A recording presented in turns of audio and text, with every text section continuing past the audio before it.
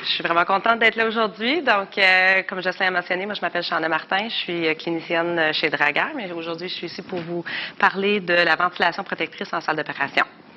Ça fait que le titre de la présentation... Oh, ça marche-tu? Une minute. Repenser la ventilation en salle d'opération. Donc, doit-on favoriser une approche protectrice? Donc, ce qu'on va parler aujourd'hui, c'est justement du fait que nos patients qui viennent en salle d'opération, on a souvent tendance à penser que vu qu'ils ont des poumons sains, tout va bien, généralement parlant, on s'inquiète un peu moins de notre approche de ventilation. Mais de plus en plus, on commence à voir les études qui viennent appuyer les approches qu'on utilise tout de suite aux soins intensifs pour venir prévenir justement les problèmes ou des complications pulmonaires en post-opératoire. Donc, en termes d'objectifs, ce qu'on va couvrir, c'est de comprendre les risques associés à la ventilation mécanique en salle d'opération, connaître les facteurs de risque qui contribuent aux complications pulmonaires post-opératoires, définir les complications pulmonaires et puis identifier les stratégies de protection ainsi que de discuter de l'application pratique de ces stratégies. Vous savez, pour commencer, j'aime toujours de faire un petit retour sur ce qui a été vraiment identifié au niveau des soins critiques, parce que, dans le fond, on a beaucoup plus d'études qui ont été faites dans les soins critiques pour appuyer les approches qu'on utilise. Là, de plus en plus, on en voit également qui se traduisent en salle d'opération. Donc, les concepts de la ventilation protectrice proviennent vraiment des soins critiques. C'est là qu'on a identifié le besoin en premier parce que, justement, on a des patients qui viennent, qui développent des ARDS, puis on a décidé que c'était important de peut-être utiliser des approches pour prévenir ça. Et puis là, maintenant, on voit qu'il y a plusieurs études qui démontrent que les volumes courants élevés, les pressions élevées, ça cause des dommages et puis ça peut vraiment engendrer des complications et des pathologies au niveau pulmonaire. Donc, ce qu'on sait au niveau des soins intensifs, c'est que les conséquences d'une ventilation non protectrice vont créer des changements au niveau pulmonaire qui ressemblent vraiment au SDRA. Donc, les patients qui sont pas très bien ventilés, où on utilise des volumes courants trop élevés, où on ne fait pas attention avec nos pressions de ventilation, on risque de causer justement du dommage au niveau histologique. On sait aussi que même si on utilise des volumes courants peut-être plus conservateurs, donc des volumes courants qui seraient plus petits, on sait qu'il y a d'autres choses qui pourraient venir créer des complications pulmonaires également. Donc, on sait aussi que utiliser des pipes, des manœuvres de recrutement qui sont appropriées aux patients vont être importants également. Donc, je voulais faire le point sur cette étude-là qui a été faite au niveau des soins critiques sur la protection pulmonaire. Donc, ici, on avait 53 patients. On a fait deux groupes, donc un groupe conventionnel, groupe protectrice. Dans le groupe conventionnel, 10 ml par kilo, et puis la pipe était juste déterminée en utilisant les valeurs de FiO2 nécessaires pour le patient, et puis ainsi que la PaCO2. Dans le groupe protectrice, on a fait 6 ml par kilo avec des pipes qui ont été déterminées par le PIFLEX plus 2 cm d'eau. Puis si ça vous rappelle quelque chose, on va voir sur la prochaine diapo qu'est-ce qu'on parle au niveau du PIFLEX. Donc, ce qui a été démontré dans cette étude-là, c'était que l'approche protectrice avait des meilleurs taux de survie à jour 28 après la ventilation, et puis un meilleur taux de sevrage, et puis moins d'incidence de barotraumatisme chez ces patients-là. Ce qu'on a noté aussi, c'est que la pipe était beaucoup plus élevée dans le groupe qui a eu la ventilation protectrice. Fait qu'en utilisant le PIFLEX, en regardant la mécanique respiratoire, les pipes étaient plus élevées, donc beaucoup plus personnalisées aux besoins du patient. Donc, qu'est-ce qu'on parle quand on parle du PIFLEX? Donc, c'est le point ici. Donc, l'autre terme qu'on utilise pour ça, le point d'inflexion inférieur. Fait que normalement, on considère ce point-là comme étant le point d'ouverture au niveau des alvéoles, la pression nécessaire pour ouvrir la majorité des alvéoles. Mais ce qui est intéressant, ce qu'on regarde dans les études aussi, c'est le point de courbure maximale, qui est ici. Pourrait peut-être être plus intéressant à être utilisé pour déterminer le niveau de pipe nécessaire pour nos patients. Parce qu'en regardant la branche expiratoire de la boucle, on est peut-être plus en train de regarder la pression auquel les alvéoles commencent à se collaber plutôt que la pression nécessaire pour les ouvrir. Parce que ça ne veut pas nécessairement dire que les constantes de temps inspiratoire et expiratoire sont les mêmes. Point d'inflexion supérieur, si vous vous rappelez, c'est vraiment la pression auquel on commence à avoir une surdistension, donc peut-être trop de volume. C'est juste un petit rappel rapide, mais on va vraiment parler plutôt au niveau anesthésique. Donc, les facteurs de risque pour les patients qui viennent en milieu chirurgicaux, on parle des facteurs patients, anesthésiques, chirurgicaux et ensuite d'autres qui sont peut-être reliés plus à l'équipement. Donc, quand on parle des facteurs patients, on a des patients avec obésité, les patients qui viennent avec des maladies pulmonaires obstructives, des patients qui viennent avec une infection des voies respiratoires supérieures. On a tendance souvent à annuler ces cas-là par précaution, mais des fois, on n'a pas le choix et on doit les faire quand même. Les patients avec une histoire de tabagisme, de grossesse, et puis les patients pédiatriques. Puis on va aller un peu plus loin dans quelques instants. Les facteurs anesthésiques, donc des patients qui viennent avec des voies aériennes difficiles, vont avoir plus de chances de développer des complications pulmonaires en post-op. Et puis, tout dépendant de l'approche de ventilation, l'oxygène qu'on va utiliser, on va aussi avoir une augmentation au niveau du risque de complications pulmonaires post-opératoires. L'administration ou non de relaxant musculaire va aussi avoir un impact. C'est un peu différent que ce qu'on voit aux soins intensifs. Quand on pense en milieu de soins intensifs, souvent on va utiliser les relaxants musculaires vraiment pour nos patients en ARDS qu'on doit contrôler la ventilation. Mais l'utilisation des relaxants musculaires en anesthésie va augmenter les risques de complications pulmonaires post-opératoires. C'est surtout par une paralysie résiduelle. Fait que si on extube nos patients trop rapidement puis qu'ils doivent avoir une réintubation en post-op, on a tendance à avoir des taux de mortalité plus élevés. Le débit de gaz frais qui est utilisé, ça aussi, je vais en parler un peu plus dans quelques instants pour expliquer un peu pourquoi ça peut être problématique. Ensuite, on a les facteurs chirurgicaux, donc le positionnement du patient, Trendelenbourg, les positions ventrales, ces choses-là, on peut avoir des changements au niveau de la distribution de la ventilation. L'intervention qui a lieu, donc le site chirurgical, la durée. Si on regarde les études, les patients qui ont eu des chirurgies abdominales ou qui ont eu des chirurgies thoraciques, c'est les patients qui sont le plus à risque de développer des complications en post-op. Et puis ensuite, les autres complications qu'on peut avoir au niveau chirurgicaux, comme les pertes sanguines, la septicémie, vont contribuer également au développement des complications pulmonaires en post-opératoire. Les autres facteurs qui peuvent avoir une influence sur l'incidence, c'est vraiment le système ou l'équipement qui est utilisé. Donc, la compliance et la résistance du système d'anesthésie du ventilateur qu'on utilise va avoir un impact. La précision au niveau de la livraison des volumes courants, en particulier chez les patients pédiatriques. La disponibilité des modes ventilatoires. Puis on va parler de ventilation spontanée aussi, puis de l'importance de le favoriser autant que possible. Fait que ça aussi, c'est quelque chose qui n'est pas disponible sur tous les équipements qui existent. Et puis la température des gaz inspirés va avoir un impact aussi. Donc, pourquoi est-ce qu'on devrait considérer d'adopter une approche protectrice en salle d'opération? Ici, on peut voir les incidences de réintubation post-opératoire. Puis c'est vraiment pour la raison de défaillance respiratoire en post-op. Ça fait que les raisons sont ici. Donc, numéro 1, édème pulmonaire, ensuite la télectasie, ensuite la pneumonie. C'est celle qu'on voit le plus souvent. Et puis, qu'est-ce qui est intéressant avec ça? C'est que les patients qui nécessitent une réintubation en post-op sont 70 fois plus à risque d'en mourir, dans le fond, dans les 30 jours suivant leur intervention chirurgicale. Les autres statistiques qui peuvent être assez intéressantes, 5%, c'est l'incidence des complications pulmonaires post-opératoires, qui peut être surprenant pour certains. Il y a certaines études qui vont jusqu'à 30 ou même 40%, dépendant de où on regarde, différents pays. Mais chiffre assez conservateur de dire 5% de nos patients développent une complication pulmonaire. Ça fait que quand on pense au volume ou au nombre de patients qu'on peut voir passer à travers nos portes, même à chaque jour, ça représente quand même un grand chiffre. Et puis encore plus inquiétant, sur les 5 1 sur 5 qui ont développé les complications, donc 1 sur 5 de notre 5 vont en mourir dans les 30 jours suivant leur chirurgie. C'est quand même des statistiques assez inquiétantes. Donc, je ne vais pas aller à travers toutes les définitions, mais pour juste mettre en contexte, quand on parle de complications pulmonaires post-opératoires, c'est ces complications-là qu'on va mettre un peu plus d'emphase dessus. Il y a certaines complications qu'on a la possibilité d'avoir un impact en tant que clinicien avec notre approche de ventilation. D'autres sortes de complications, peut-être que ça allait arriver de toute façon. Mais c'est sûr que la télectasie, défaillance respiratoire, on peut certainement avoir un impact au niveau de cette incidence-là pour le patient.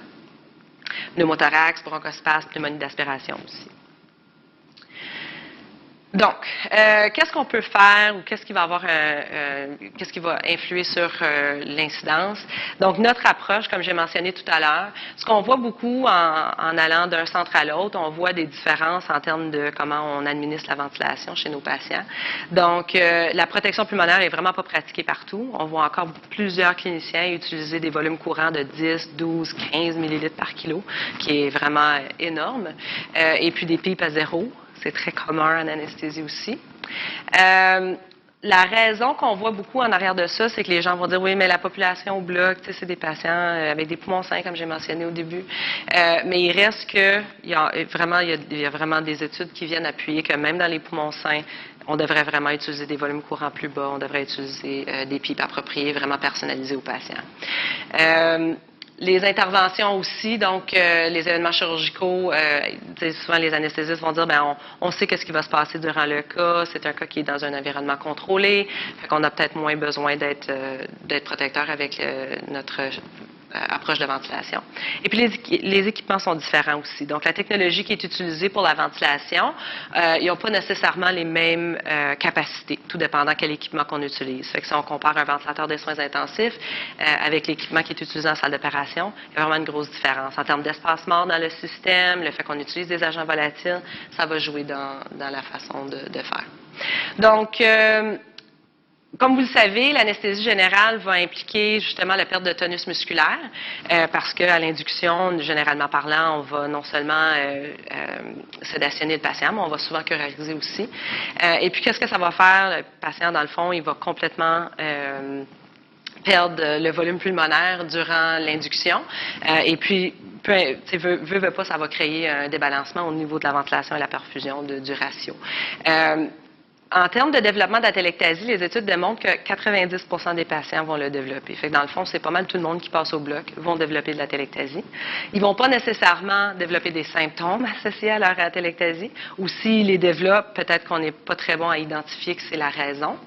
Mais la majorité de nos patients, soit à l'induction, soit au maintien ou à l'émergence, on va être en train de créer de l'atelectasie. Il y a plusieurs raisons pour ça. À l'induction, justement, avec la perte de tonus, le délai entre la ventilation manuelle et l'intubation, et après ça, le mettre sur ventilateur sans pipe ou sans faire de recrutement alvéolaire, on risque justement de se retrouver dans une situation où on crée de la téléctasie. Durant le maintien, même chose si on n'est pas en train d'optimiser notre ventilation. Et puis à l'extubation, on a tendance à faire une succion, on fait encore ça aux soins intensifs aussi, mais on va aller suctionner au niveau des voies aériennes, extuber le patient sans aller réouvrir le poumon avant. Ça, c'est souvent les patients qui vont nécessiter de l'oxygénothérapie en post-op ou qui vont nécessiter de la ventilation non invasive. Puis vraiment, si on regarde statistiquement, aussitôt qu'ils ont besoin même juste 2 litres par minute en canule nasale, en soins post-anesthésiques, ils vont avoir plus de chances de développer des complications dans les 30 jours, de revenir à l'hôpital pour une pneumonie, etc. Donc, on a parlé de la réduction des volumes courants. J'ai parlé qu'il y a encore beaucoup d'anesthésistes qui utilisent des volumes courants très élevés. Fait que je vais en parler, mais je veux aussi faire sûr qu'on fasse vraiment le tour puis qu'on va regarder toutes les différentes choses qu'on peut faire pour vraiment optimiser la ventilation et vraiment protéger le poumon. Donc, oui, la réduction de volume courant va être très important. Mais il faut aussi regarder à avoir des pipes qui sont individualisées. Donc, quand on parle de pipes individualisées, il faut se garder en tête que notre façon traditionnelle, c'est pipe ou pas de pipe.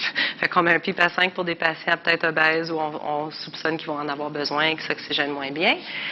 Ensuite, les autres patients, ben, ils en ont peut-être pas besoin, fait qu'on n'en met pas. Mais vraiment, c'est d'aller regarder, vraiment faire une manœuvre de recrutement puis vraiment identifier quelle pipe qui serait vraiment nécessaire pour chaque patient. Les manœuvres de recrutement devraient être intégrées, surtout pour certains types de chirurgie. Faire attention avec l'oxygénothérapie, faire attention avec nos P-plateaux. Donc ça, c'est quelque chose qu'on parle déjà aux soins intensifs, on essaie de le garder en bas de 30, mais on va aller un peu plus loin. J'ai mis une étoile parce qu'on a d'autres choses à discuter. Les débits de gaz frais plus bas, favoriser la ventilation spontanée et puis toujours regarder au niveau de la curarisation le retour complet ou post-curare. Donc, le volume courant, ici, vous pouvez voir qu'on est capable de voir vraiment qu'il y a une relation dose dépendante au niveau du volume courant versus l'incidence de complications pulmonaires post-opératoires. À mesure que les volumes courants augmentent, on a plus d'incidence de complications. Fait qu'ici, c'était une méta-analyse qui avait été faite pour regarder vraiment la ventilation protectrice avec des volumes courants chez les patients qui n'ont pas d'ARDS, puis de voir vraiment est-ce que ça a un impact, est-ce que ça améliore les outcomes. Puis on peut voir ici que oui, effectivement, donc une réduction de l'incidence de blessures pulmonaires, une réduction de la mortalité et puis une réduction de l'incidence au niveau de l'infection pulmonaire a été documentée dans cette méta-analyse-là. Donc, présentement, en pratique, ce qu'on voit le plus souvent, qui est quand même correct, 7 à 8 millilitres par kilo. Fait que c'est quand même un volume courant qui est correct. Puis on parle vraiment de poids idéal. Puis c'est là que c'est le plus important. Fait que des fois, les gens ils vont aller d'après le vrai poids du patient, qui va pas vraiment être représentatif au niveau du poumon. Mais ce qu'il faut se garder en tête, c'est le volume courant normal chez les mammifères est à peu près 6,3 millilitres par kilo. Fait que même à 7-8, c'est plus élevé que ce qu'on ferait naturellement. Le positionnement du patient va être un facteur vraiment important, fait que même si notre volume courant est approprié, tout dépendant du positionnement du patient, on va peut-être quand même causer de la téléctasie ou causer même la surdistension dans certaines régions. Et puis un volume courant très bas, avec des pipes inappropriées qui seraient, dans le fond, soit trop bas ou inexistants, va vraiment avoir le pire outcome en termes d'incidence de la téléctasie, et puis ça pourrait mener à des lésions pulmonaires. Ce qu'il faut retirer de ça, c'est si on va utiliser l'approche protectrice avec des volumes courants bas, il faut toujours utiliser des pipes qui sont vraiment personnalisées au patient. Parce que sinon, on pourrait causer plus de tort que de bien. Par rapport à la pipe, donc 10 ans passés, on a commencé à recommander des pipes minimales de 5 cm d'eau pour tout le monde. Puis ça, c'était vraiment, tu sais, juste avec les études, on a vu ça améliorait l'oxygénation, permettait de réduire nos FiO2, et puis ça pouvait prévenir la téléctasie.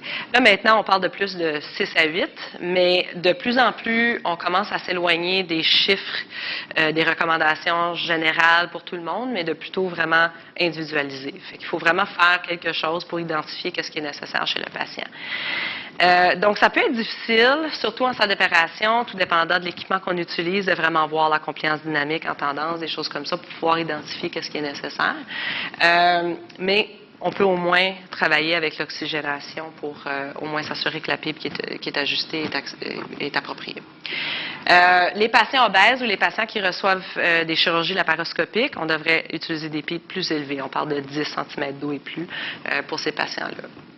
Et puis maintenant, puis vous avez peut-être déjà vu cet appareil-là, mais on a des appareils pour la tomographie par impédance qui nous permettent vraiment de voir la distribution de la ventilation. Puis il y a des études qui ont été faites en salle d'opération avec ces outils-là, qui ont été vraiment intéressantes parce que, dans le fond, on a été capable d'identifier qu'en utilisant l'oxygénation, la compliance dynamique, le volume courant pour adresser et ajuster notre pipe, et puis comparé avec la tomographie, on était off. Il y avait vraiment quand même une grande différence.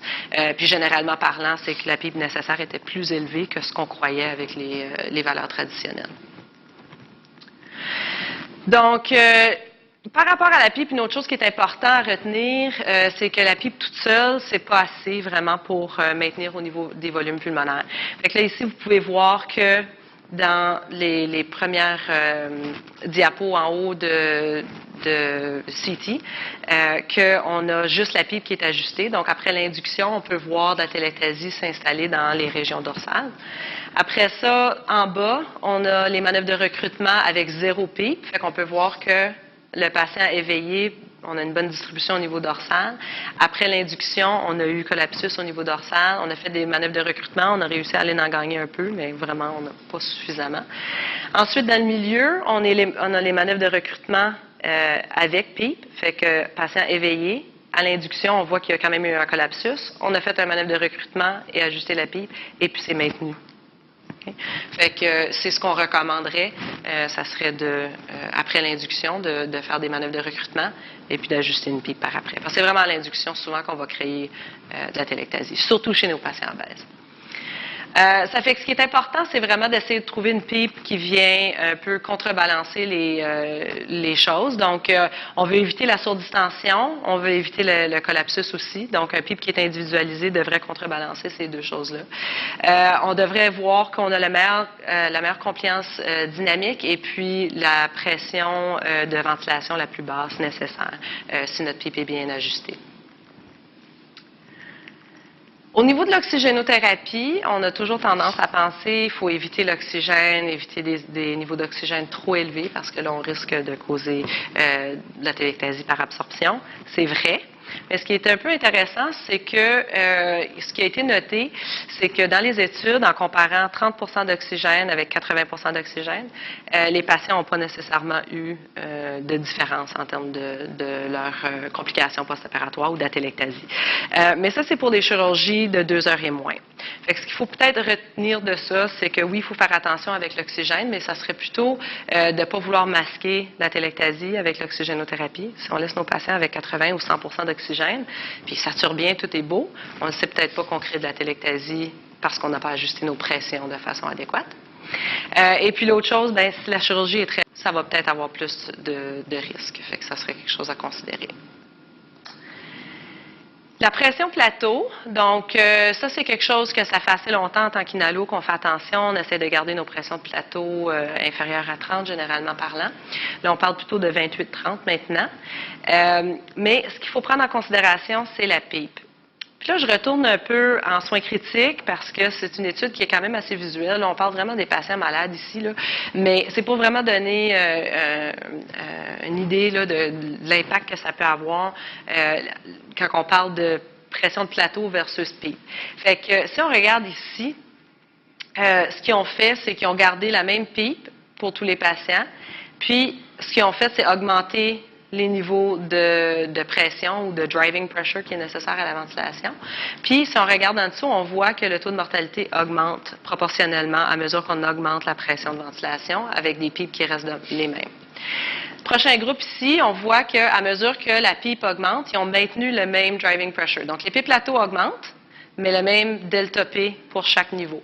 À mesure qu'on a les besoins en pipe augmentent pour un patient, si on maintient les mêmes pressions de ventilation, il n'y a aucun changement au niveau de la mortalité.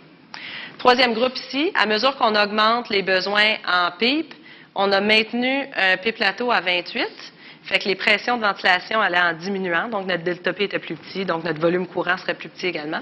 Puis on voit une réduction au niveau de la mortalité. Là encore, on parle de patients avec des pathologies pulmonaires ici, mais ça peut être intéressant à considérer que si on a besoin de plus de pipe, exemple nos patients obèses, on pourrait peut-être considérer de quand même limiter notre pipe plateau à 28 ou 30, puis garder des pressions de ventilation plus basses, peut-être augmenter la fréquence respiratoire pour pouvoir compenser pour la ventilation minute. Le recrutement alvéolaire. Donc, ça, c'est quelque chose que, honnêtement, on voit pas si souvent que ça, à moins que c'est des chirurgies thoraciques ou qu'on a des difficultés avec la ventilation, mais c'est assez rare que les gens le font régulièrement avec la majorité des patients. Donc maintenant, avec les nouvelles études, vraiment, on recommande que les manœuvres de recrutement soient intégrées, surtout après l'induction et avant l'extubation. Et puis à tout moment où la saturation devient inadéquate. Puis vraiment, si on optimise, si on fait notre manœuvre de recrutement, puis on optimise la pipe, on devrait être capable de peut-être pas avoir besoin d'en faire pendant tout le cas, peut-être juste à la fin. Donc, généralement parlant, on parle de 30 cm d'eau pour des manœuvres statiques, tout dépendant de votre patient, mais au moins 30 cm d'eau pour pouvoir ouvrir les alvéoles. Ça m'apporte à vous parler de la ventilation spontanée. Donc, la ventilation spontanée, c'est peut-être un peu difficile à favoriser en salle d'opération parce que souvent nos patients sont sédationnés, sont curarisés. On ne peut pas nécessairement le faire pour tous les cas. Mais surtout en pédiatrie, si on peut favoriser la ventilation spontanée, ça réduit les lésions pulmonaires.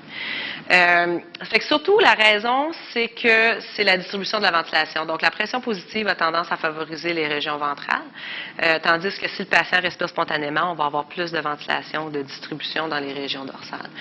Ça fait que ça a été associé avec qu'il y a une amélioration chez les patients. Puis, ce qu'on recommande, si vous allez laisser vos patients en respiration spontanée, on devrait mettre l'aide inspiratoire sur le système ou au moins un CPAP. Donc, pas les laisser en manuel spontané avec la valve APL complètement ouverte, puis juste les laisser respirer le débit. On recommande vraiment d'avoir une pression de quelque sorte. Fait que ça, c'est pour vous montrer l'avantage de la respiration spontanée. Donc, c'est le même patient intubé qui respire spontanément. Et puis, après la curarisation, donc ça faisait 10 minutes de paralysie, fait que là, il n'y a pas de ventilation spontanée, puis on peut voir que le patient a de la téléctasie dans la région dorsale. Donc, ça se crée assez rapidement, parce que là, on parle juste de 10 minutes ici. OK. Fait qu'on a parlé déjà que les complications pulmonaires sont assez fréquentes. On a parlé d'à peu près 5 comme étant un chiffre conservateur, mais on en voit dans plusieurs centres, ça peut être beaucoup plus élevé. Ce qui est intéressant aussi, c'est que souvent, les cliniciens ne sont pas au courant. Ils ne savent pas nécessairement que leurs patients développent des complications. Ça dépend comment on le traite. Si on décide de regarder dans les 3 jours après la chirurgie, s'ils n'ont pas développé de complications, ça veut dire qu'on n'en a pas. Mais si on regarde vraiment les études qui démontrent les patients qui ont revenu à 5 jours, à 16 jours, à 30 jours post-opératoire, si on les considère dans le mix, ça devient des chiffres très élevés. Donc là, on va parler des gaz froids et secs, parce que j'imagine qu'il y a quelques-uns dans la salle ici qui travaillent en salle d'opération. Un peu. Ça fait que vous avez peut-être entendu dernièrement, on parle beaucoup de faire du bas débit, réduire les débits. On parle beaucoup des avantages économiques parce que justement, en réduisant les débits de gaz frais, on est capable de réduire la consommation au niveau des agents volatiles. Mais ce qui est intéressant, c'est que ça a un impact vraiment au niveau de la protection pulmonaire aussi. Fait qu'on voit encore plusieurs anesthésistes, plusieurs inalos qui vont utiliser des débits plus élevés, 2 à 4 litres par minute, qui est quand même très élevé. Et puis, ce qu'on peut noter avec les études, c'est que les techniques à bas débit en bas de 1 litre par minute ou encore mieux en bas de 0,5 vont avoir une amélioration au niveau de la température et de l'humidité dans le système. Ce qui veut dire qu'il va y avoir un meilleur conditionnement au niveau des gaz inspirés. Vous avez sûrement remarqué qu'au bloc opératoire, on n'utilise pas d'humidité chauffée comme qu'on fait aux soins. Encore une fois, on se dit, c'est pour une courte période de temps. Si on le transfère aux soins intensifs, on pourrait le faire à ce moment-là. Mais en réduisant nos débit de gaz frais, on est capable d'un peu avoir le même effet au niveau de ce que le patient inspire.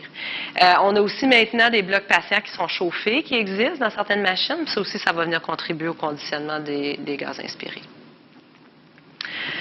Donc, on sait que utiliser des gaz frais, si on n'humidifie pas, fait que c'est une des raisons aux soins intensifs qu'on utilise des HME, qu'on utilise de l'humidité chauffée. Si on n'en utilise pas, on viendrait à assécher, puis ça aurait un impact au niveau de la clarence mucociliaire.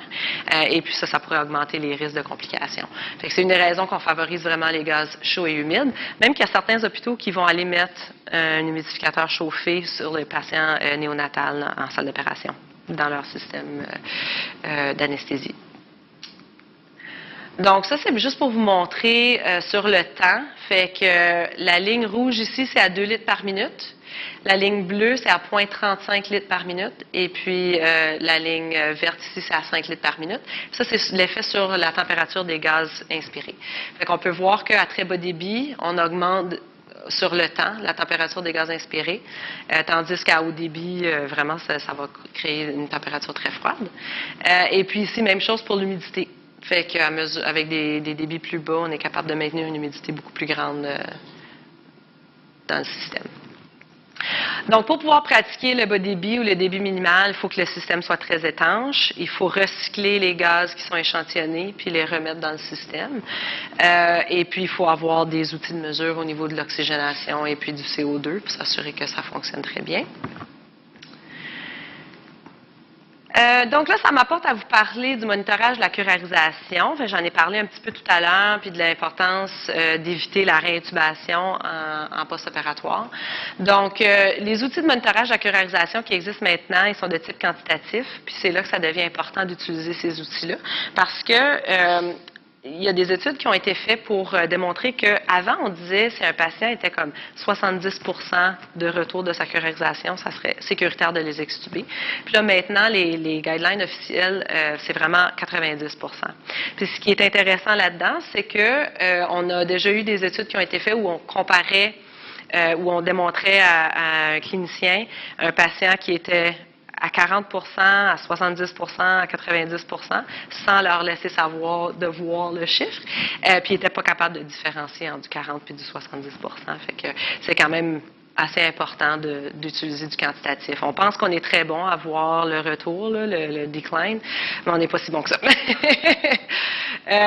Ça fait qu'on dit vraiment la mesure quantitative est nécessaire, puis ça, c'est vraiment les guidelines au niveau de l'Association des anesthésistes.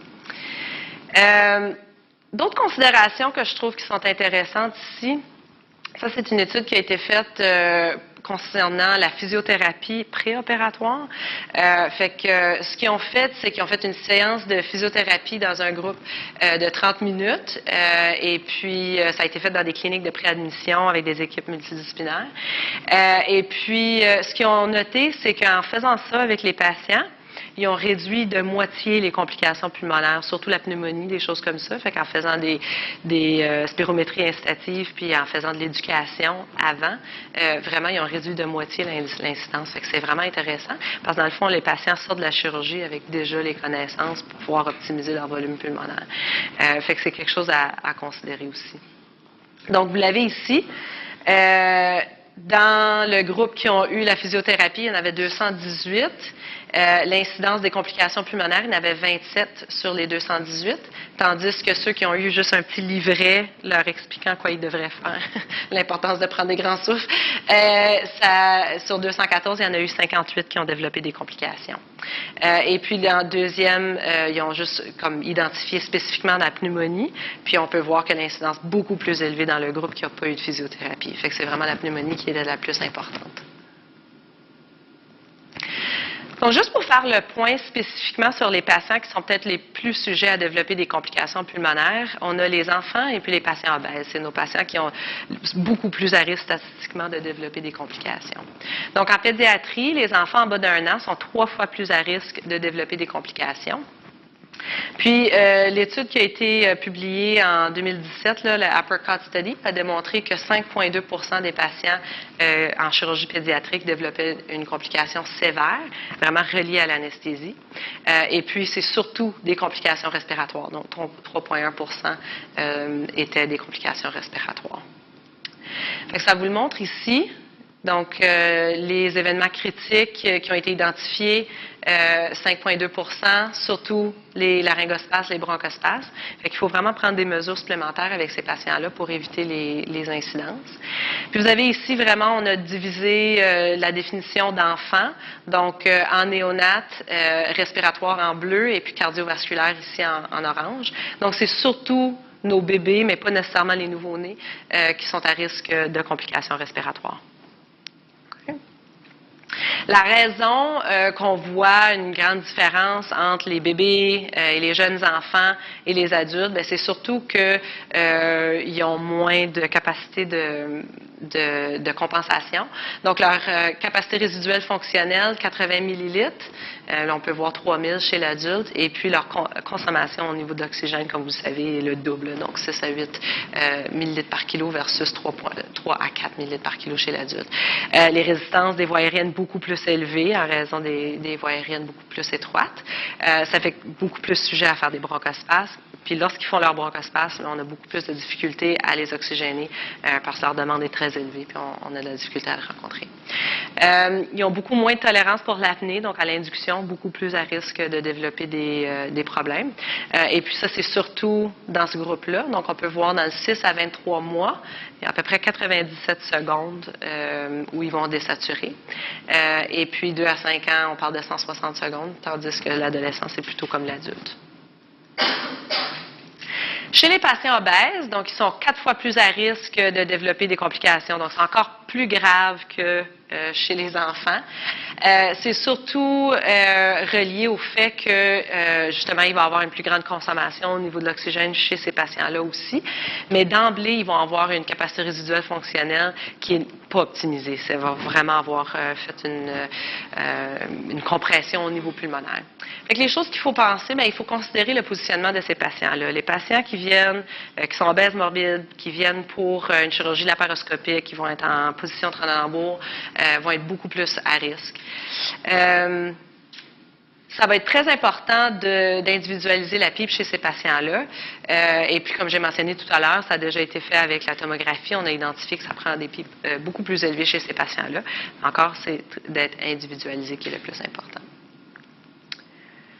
Fait que ça ici, c'est pour vous montrer juste une radiographie au niveau pulmonaire d'un patient avec pas de pathologie pulmonaire, mais on a un patient obèse ici versus un patient non obèse. Fait qu'on peut voir le positionnement du diaphragme est beaucoup plus élevé, beaucoup moins de volume pulmonaire entre les deux patients. Puis ça, c'est un patient qui est en santé. Fait qu'on commence déjà avec une petite pente à relever avec ces patients-là. Donc, les patients obèses, on dit que leurs réserves d'oxygène sont moins élevées, puis leur travail respiratoire est augmenté. Puis il y a quelques raisons pour ça. C'est qu'il y a une diminution au niveau du système respiratoire d'à peu près 35 %. Ça, c'est surtout, on a parlé tantôt, le diaphragme qui est soulevé, mais il y a plus de masse sur la cage thoracique, ils ont des pressions pleurales qui vont être plus élevées. Donc, les pressions nécessaires pour expandre le poumon vont être plus élevées également. Le volume abdominal, comme j'ai mentionné, et puis l'augmentation du volume sanguin circulant jusqu'à 50 %. Fait que plus de volume sanguin va avoir un impact aussi sur la perfusion. Près de 50 % des patients obèses souffrent d'hypertension, surtout en raison de l'augmentation du volume sanguin.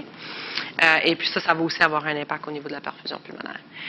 Les volumes associés au volume courant vont être compromis. Ça, c'est à cause de la réduction de la capacité résiduelle fonctionnelle et volume de réserve. Donc, des stratégies qu'on pourrait utiliser pour mieux ventiler ces patients-là, c'est de hausser la tête et le torse. C'est des choses qu'on fait déjà en salle d'opération, généralement parlant, et durant la préoxygénation. Et puis, utiliser une pression positive durant l'induction. Puis ça, souvent, quand je donne ces présentations-là, les gens disent « Ouais, il n'y a pas grand personne qui voudrait nécessairement avoir une pression supplémentaire au visage », mais c'est surprenant à quel point que c'est bien toléré. On commence même à voir des anesthésistes qui mettent les patients en aide inspiratoire à l'induction. Fait que vraiment de mettre une aide inspiratoire avec une pipe, puis faire l'induction avec le masque très étanche au visage, en BiPAP à l'induction. On réduit l'incidence d'atelectasie.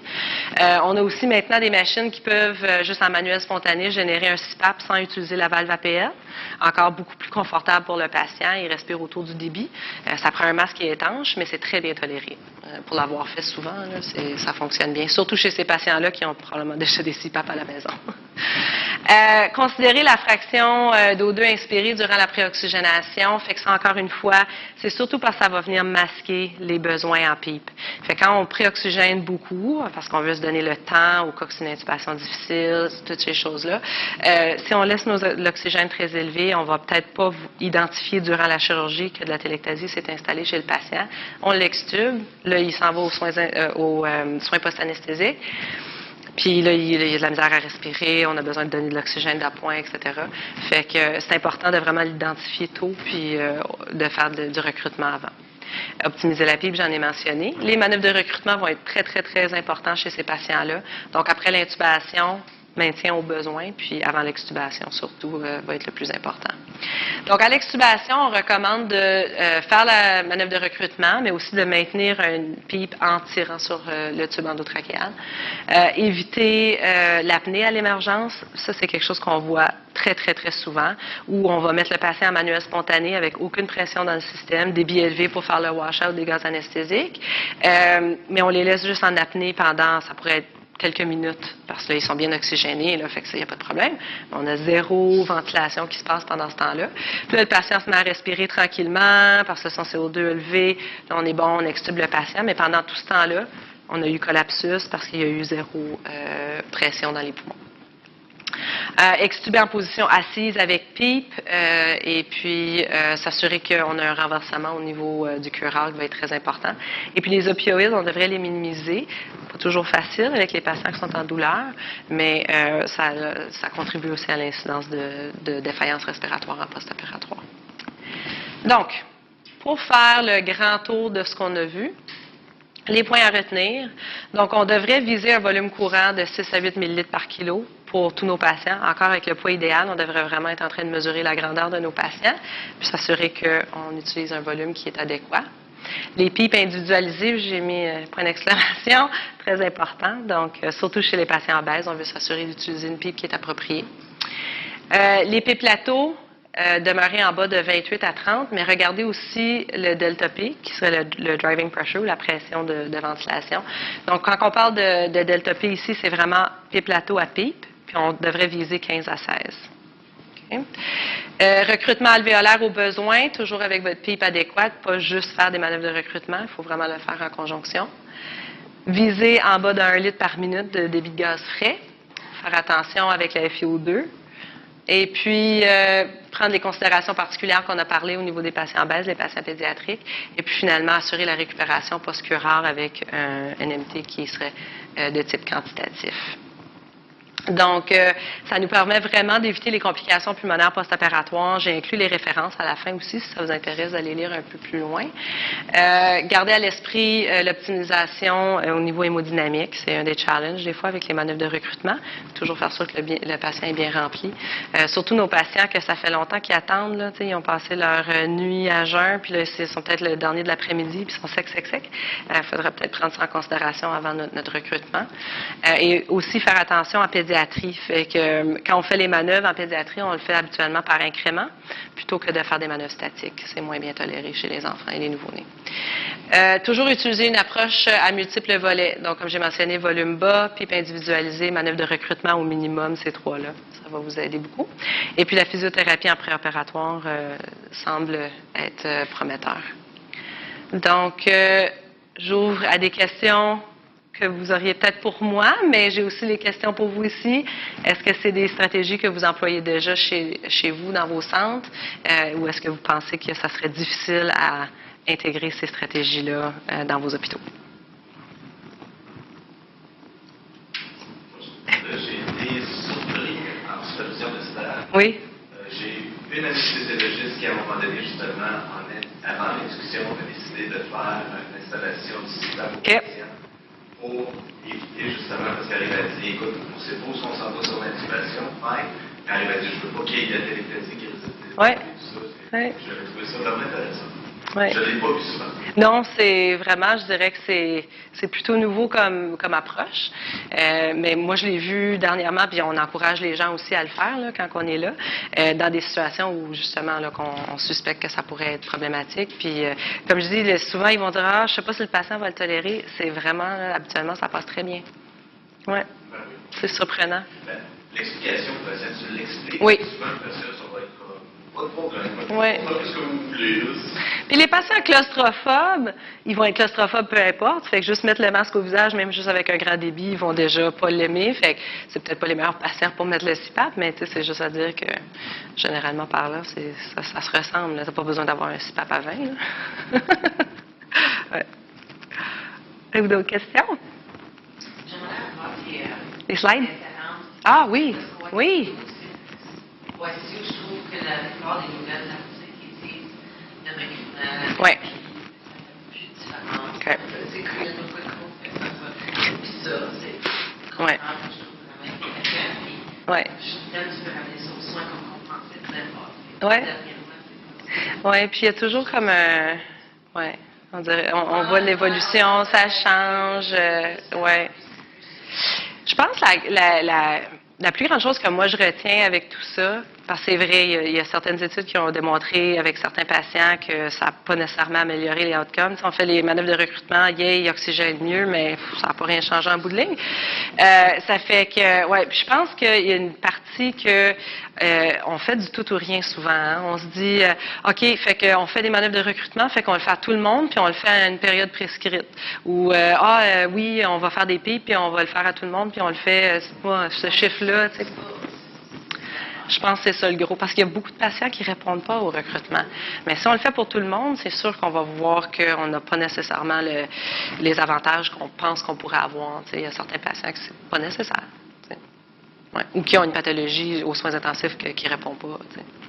Je pense que le fait qu'on n'utilise pas beaucoup de le CPAP, parce que ça rallongerait le temps par salle d'opération.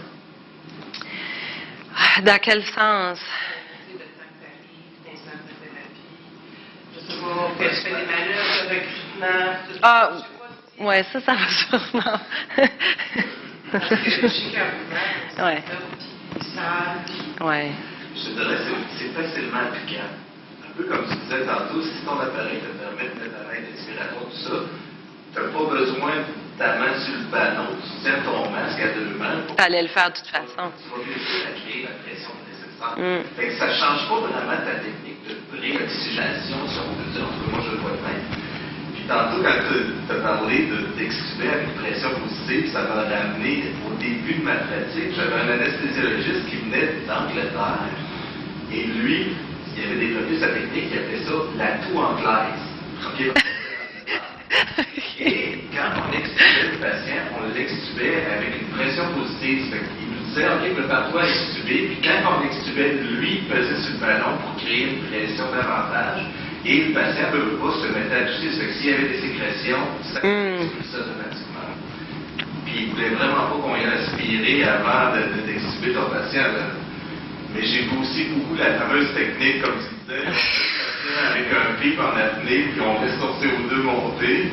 Ça, je restais surpris que tu me dises que ça créait beaucoup de pression. Oui, mais puis, écoute, si on met une pipe, on est déjà en train d'au moins, tu sais. Mais moi, je le vois régulièrement, valve à pelle complètement ouverte. Fait qu'il y a zéro pression, ils mettent pas de CPAP.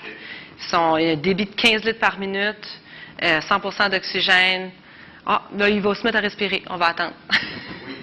Ou ils vont faire ça une couple de fois, là. Ouais. Il y a au moins ça. Au début, comme tu dis, on attendait. Ouais. Parce que ça sera pas correct. On va essayer de démonter, puis là, on va laisser ça part. Oui. Bien, ce qui est impressionnant, c'est que je pense que il y a comme un mythe associé à tout ça, où ce que les gens, surtout les anesthésistes que j'ai jasé avec, ils vont dire, ben nous autres, notre incidence de complications est vraiment basse. Moi, j'en entends jamais parler. Il y a personne qui me dit, moi, que mes patients ont des difficultés par après, mais vraiment difficile à identifier ça, là. Oui, lui, c'est le chirurgien qui va se ramasser avec le trouble de son patient hospitalisé qui développe ses problèmes d'atelectasie, puis après ça, c'est mettre son soin intensif, parce que là, il faut que sur l'insulte qu'il y a une pneumonie positive. Oui. Puis je sais pas. J'ai plusieurs centres aussi, puis surtout au Québec même, que je dirais là, que c'est plus fréquent que je le vois. Puis les gros centres aussi, des gros cas compliqués, que ça a été long, là, où ils vont finir le cas, ils débranchent le patient, ils laissent le filtre, puis ils partent aux soins post-anesthésiques avec juste le filtre. Fait que là, le patient a zéro, tu sais, c'est juste tout ouvert. Parce que là, ils vont les extuber au PACU par après, tu sais, mais il n'y a pas nécessairement de recrutement qui est fait là. Puis, fait que, ouais. Mais oui, c'est bon. Merci.